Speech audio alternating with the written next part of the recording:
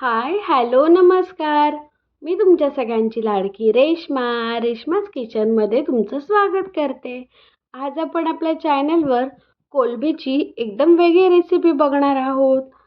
आज आपण बनवणार आहोत कोलंबीचा खिमा.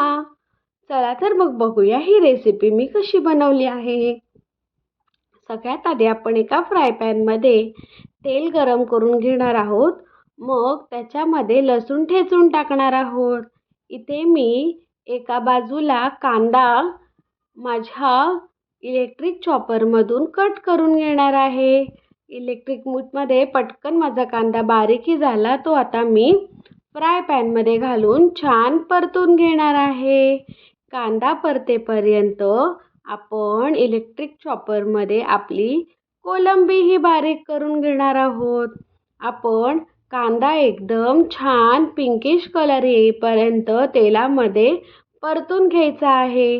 आणि कांदा परतून झाला की मग आपण त्याच्यामध्ये अद्रक लसूणची पेस्ट, गरम मसाला, लाल मसाला आणि चिकन मसाला असे बेसिक मसाले घालून तेही छान फ्राय करून घेणार आहोत.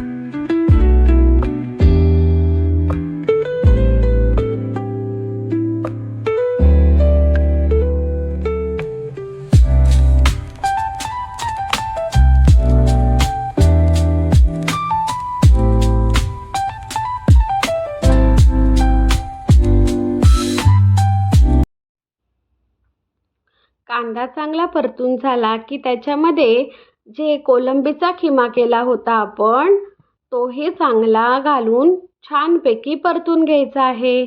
त्या कोलंबीच्या खिमाला कांदा आणि मसाला छान लागला पाहिजे म्हणून व्यवस्थित परतून घ्यायचं आहे. थोडंसं 2 चमचे इतकं पाणी घालून घ्यायचं आहे आणि मग झाकण ठेवून वाफ काढून घ्यायची आहे. म्हणजे कोलंबीही छान शिजेल. एक वाफ काढून झाली की लगेचच आपण त्याच्यामध्ये बारीक चिरलेला टोमॅटो घालून घेणार आहोत आणि पुन्हा एकदा छान मिक्स करणार आहोत. टोमॅटो घालून झाला की आपण त्याच्यामध्ये मीठही घालायचं आहे चवीनुसार आणि छान मिक्स करायचं आहे. ही रेसिपी खूप झटपट बनते. कोलंबीचा खिमा शिजण्यासाठी खूप कमी वेळ लागतो. कमीत कमी वेळामध्ये खूप छान रेसिपी बनून तयार होते.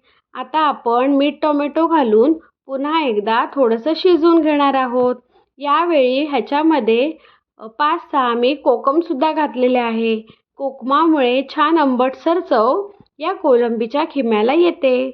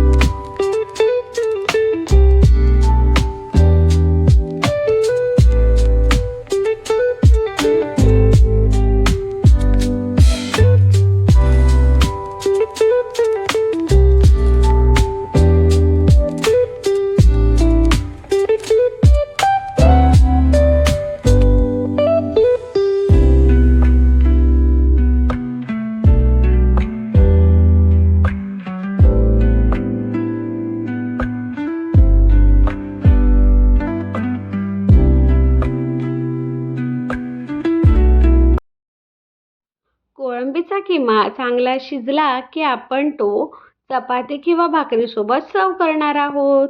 मी आज चपात्या केल्या होत्या म्हणून मी चपातीसोबतच सर्व केला. तुम्हाला ही रेसिपी कशी वाटली ती नक्की कमेंट करून सांगा.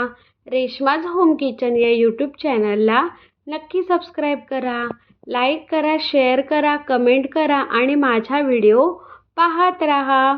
Thank you so much.